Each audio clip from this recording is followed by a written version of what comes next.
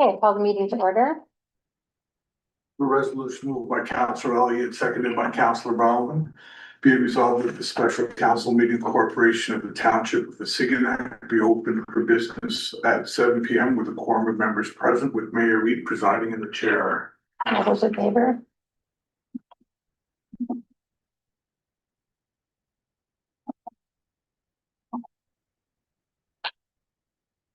We would like to begin by acknowledging that we are gathered on the traditional lands of the Three Fires Confederacy, the Ojibwe, Odawa, and Potawatomi peoples of the Mindymincing. We recognize and deeply appreciate the stewardship and historic connection to this place, and recognize that we must do more to learn about its rich history so that we will better understand our role as residents, neighbors, partners, and caretakers. I'll remind people if they have a pecuniary interest, you may declare it now or at the time it arises. And we have one item on the agenda tonight, and that is the budget. Just a rundown for Rob. What we've come in at is 9% right now. There was a motion last week that was defeated, so it was recalled, so you had a chance to speak to this too. I appreciate that, actually, thank you. We're open for discussion. Anybody? We're trying to find some savings, I think, based upon the, I watched the meeting online. I'm concerned about 9% as well.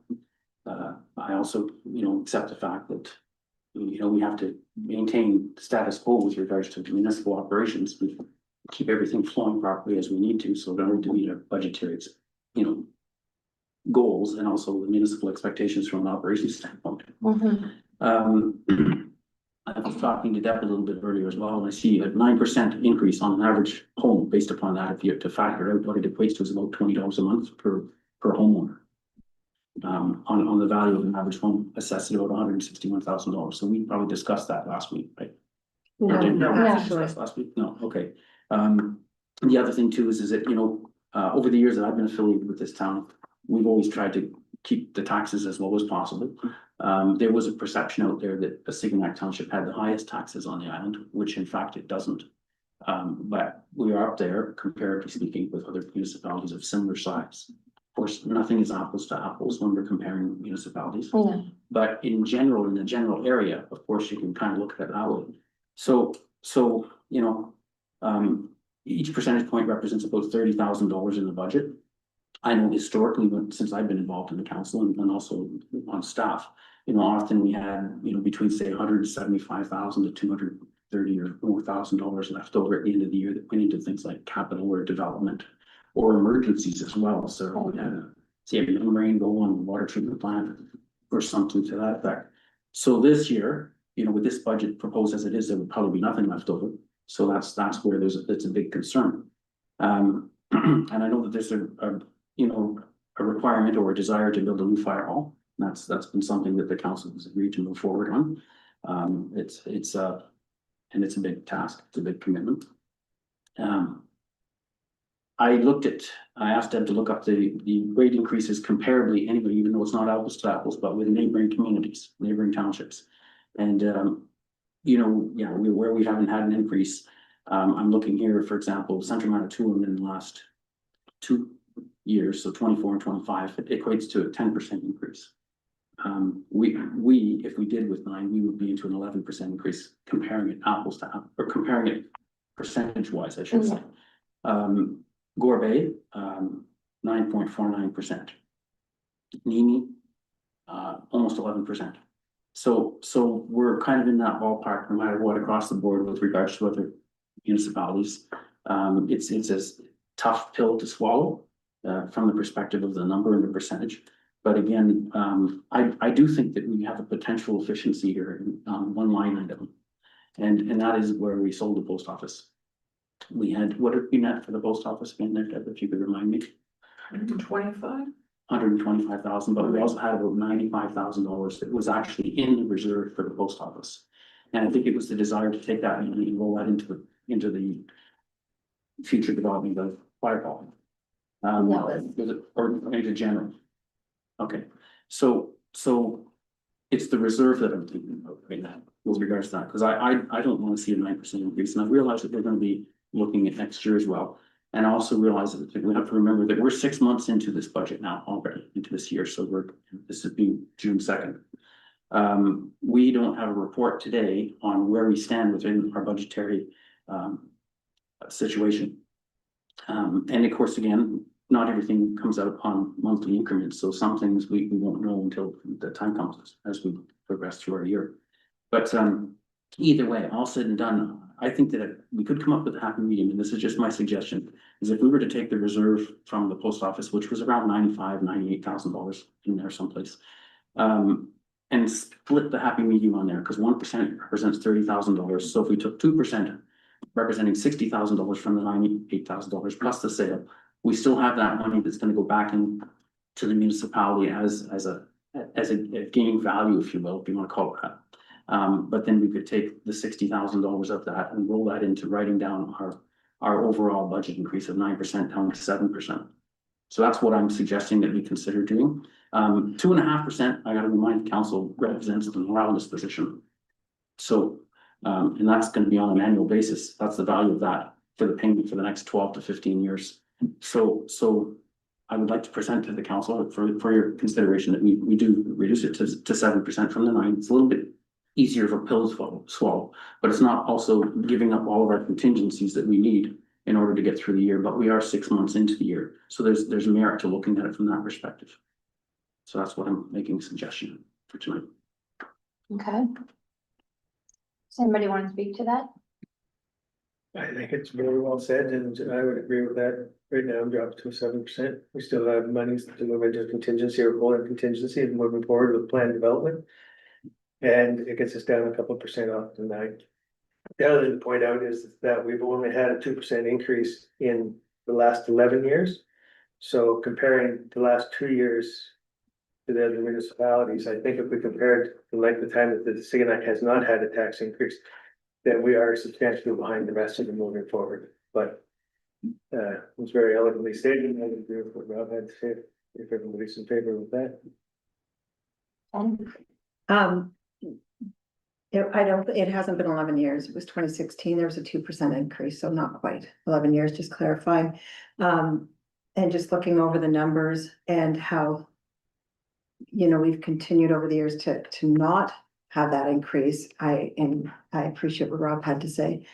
But I do have to correct you. It's not necessarily that we have the highest mill rate. It's that our assessments for some reason seem to be higher than most of the municipalities on Manitoulin for the same homes. And that's what the difference is.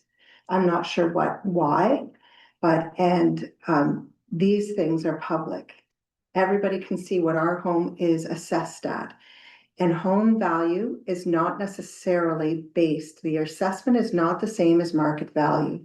So if people are looking at home and saying, hey, your assessment is only, like my house is 77,000 is my assessment on my home.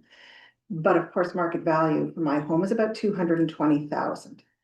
Those are very different, and they always have been and they always will be. It's not the same thing. But 77,000 is too low for my home.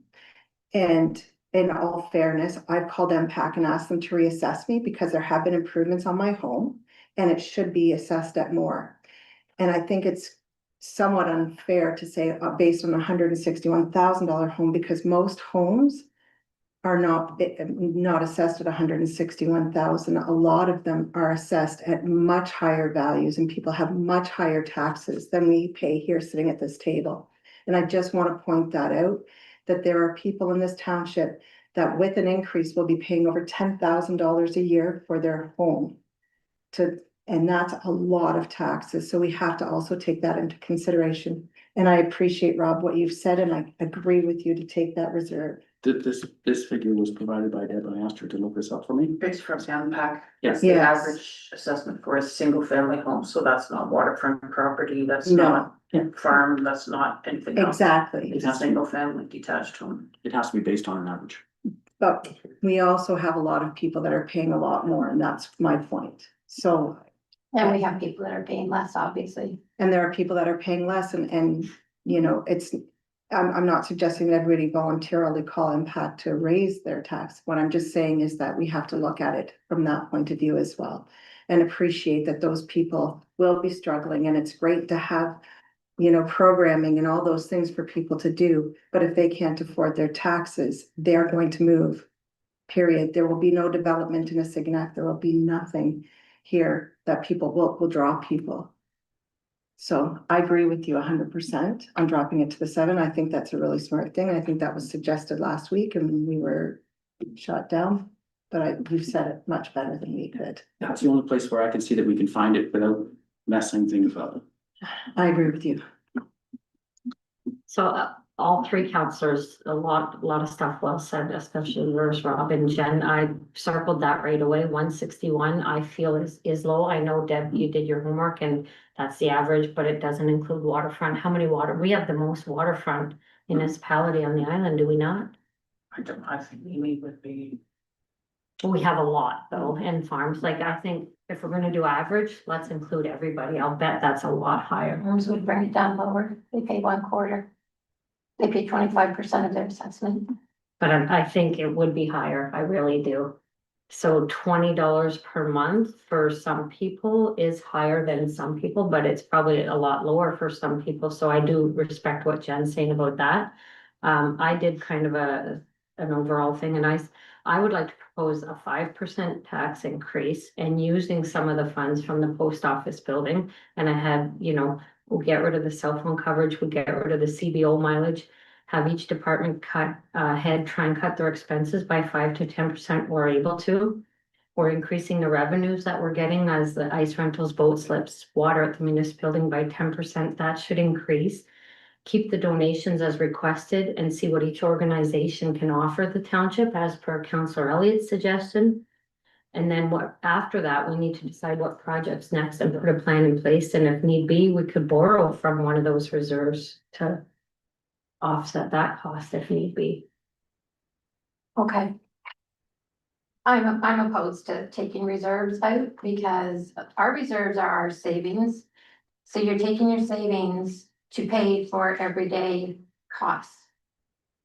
I agree completely. And I have never in 20-some years taken out a reserve without putting it back again.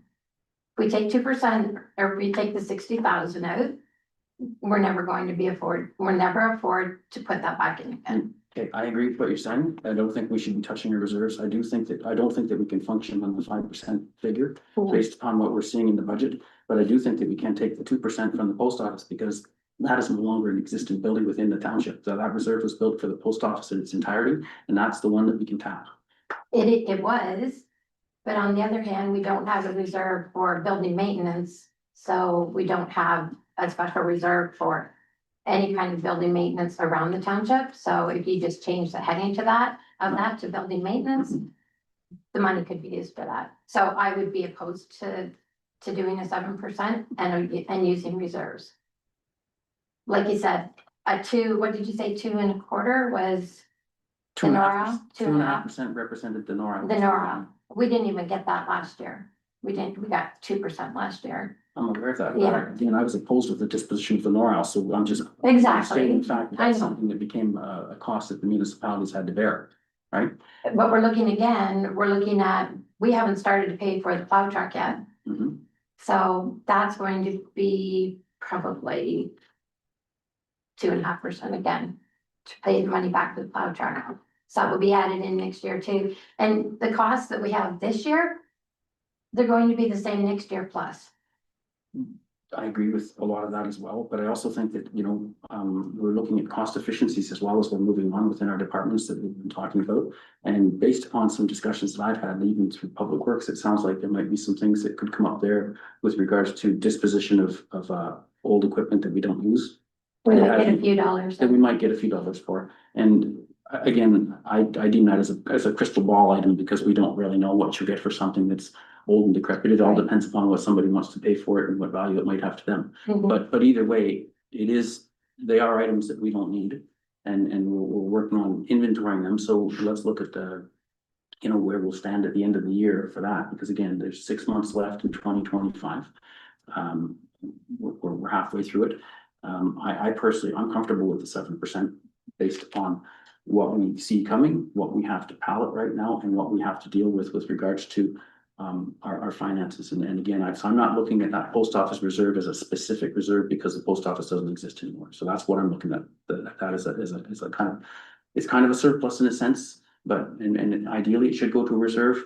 But I'm not comfortable with the 9% increase right now, and I think that coming next year, again, we're gonna be looking at the budget again to see how we pan through this year, and hopefully we'll find some efficiencies that will help to keep any potential increase down next year as well. So once again, that's where I sit. Unfortunately, I don't see that we're going to have, we're not gonna find any efficiencies over this year. This year, none of the department's budgets were increased from last year. We're just maintaining what we're continually doing. We have just started to pay for the plow truck. Another one needs to be ordered. If it's gonna take 2.5 years to get, it's gonna have to be ordered at least from their next year council, last term. As well as at the end of that term or first term of the next one, you're gonna have to order another fire truck to maintain your 20 years of service on those trucks. And there's a backhoe that needs to be bought or replaced for the township. So, yes, I do agree that it is important to maintain the reserves that we have, because we are going to have some unforeseen purchases coming up. And last week I did agree to the 9%. Well, I would just interrupt you there and say that they're not unforeseen purchases. We absolutely know what we're going to have to purchase. Those ones, but whatever else comes along. Right? Exactly, and those ones alone are huge ticket items. Absolutely. So I just don't know, are we taking from a different reserve next year to cover the 2% that we've taken this year? I don't think so, but I think that next year, again, is gonna be another ballgame that we'll be looking at. Bearing in mind other expenses, I mean, the expenses that you mentioned they're all valid expenses, but the big ones that I'm concerned of are landfill and our aging water infrastructure, the stuff that's under the ground. Mhm. You know, we've been getting enough water main breaks and things like that we have to be looking at and having an assessment on all Where are that. we getting that money from? Well, that's where upper levels of government come in to help us in the past, as far as things like that are concerned. We got grants from the Heritage Fund, for example, when we put in that water treatment plant. Of course, it didn't pay for it all, but it was No. paid for over time, as we know. Yes, Which is how we finance that, right? So you have to look at each item on its own merit. and I believe we have a letter into the ministry saying that, like we have these aging pipes and we have no money to replace them. But we haven't heard anything back, and neither has any other municipality, because they're trying to ignore that fact. So, I mean, we can say, yeah, we brought it in at 5% or 7% or whatever it is, but it is what it is. It's 9%. Do you think I like it? I do not like it. I do not like this budget, but it is what it is, and we have to maintain the township, so I won't be voting to use reserves.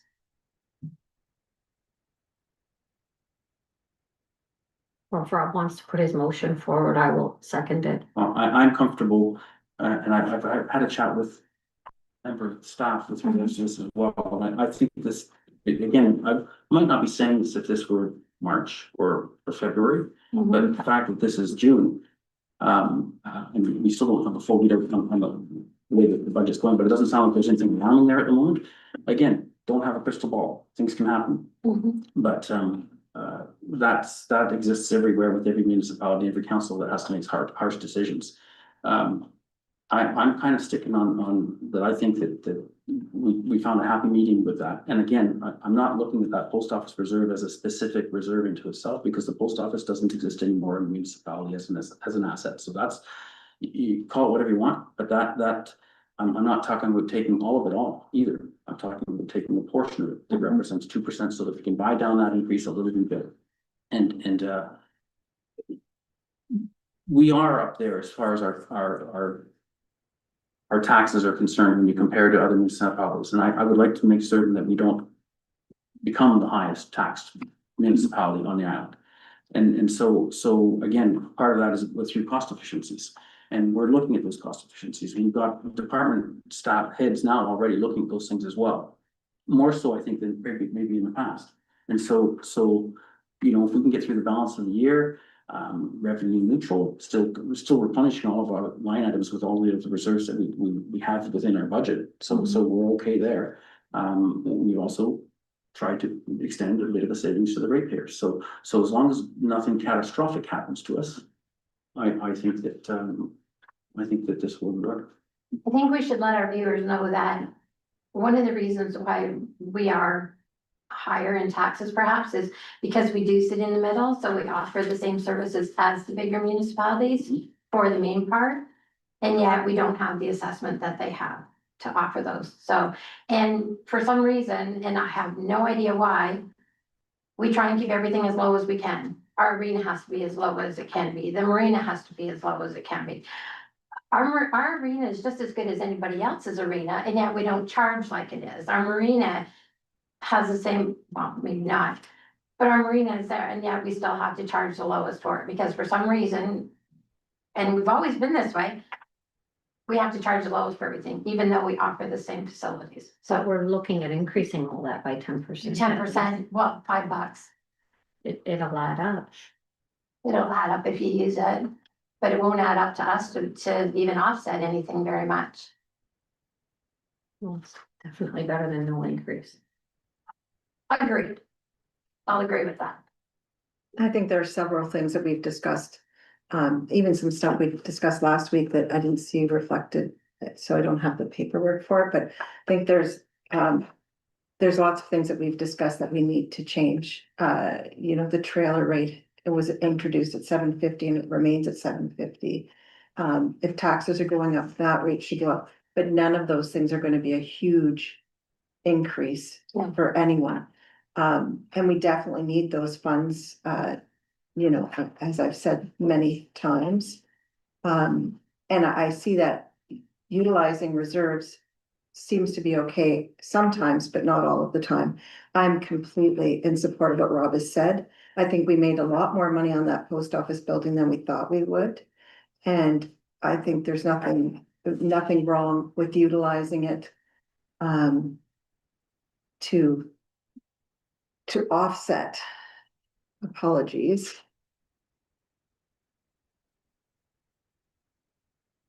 Well, I do agree that we shouldn't be pulling the money out of reserves.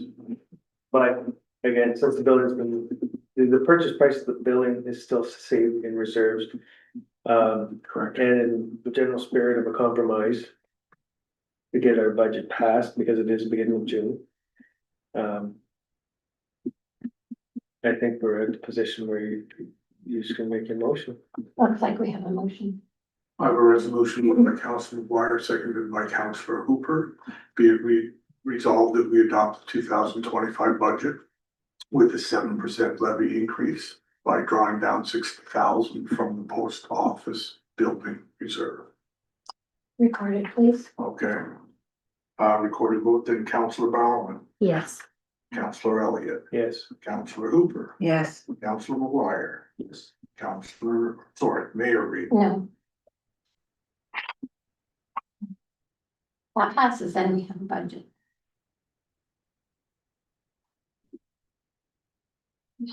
Thank you for all your hard work, Ed. Thank you. Moved by Councilor McGuire, seconded by Councilor Hooper. Be it resolved, the council adjourned at 7:25 PM and reconvene at the next regular council meeting or call the chair. All those in favor?